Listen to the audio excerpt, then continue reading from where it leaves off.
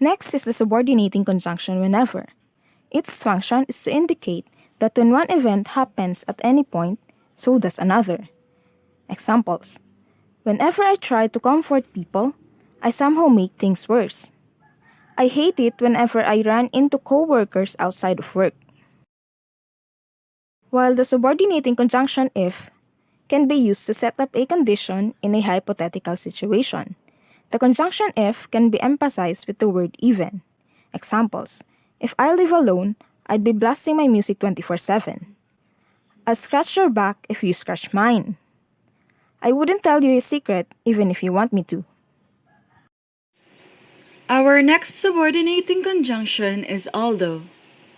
Its function is to mean despite the fact that or regardless of the fact that. For our examples, we have although he was a bit rude, people still found him funny and hung out with him.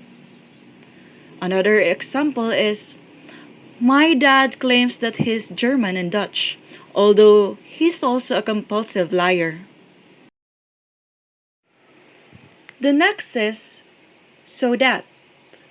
Its function can be used to express a purpose or intention. For example, I took some picture on my vacation so you can see them.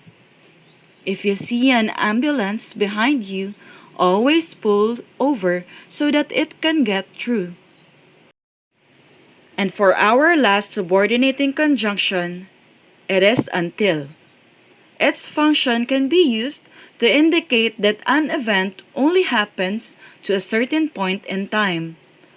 For our examples, we have I usually sit around in my office until my boss gives me work to do.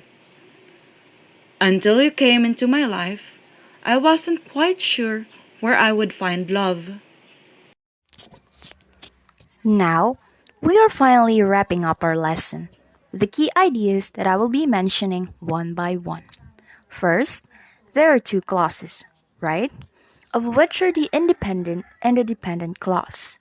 An independent clause, or what we call the main clause, makes sense by itself and expresses a complete thought, while dependent clause, or the subordinate clause, does not make sense by itself and it does not express a complete thought.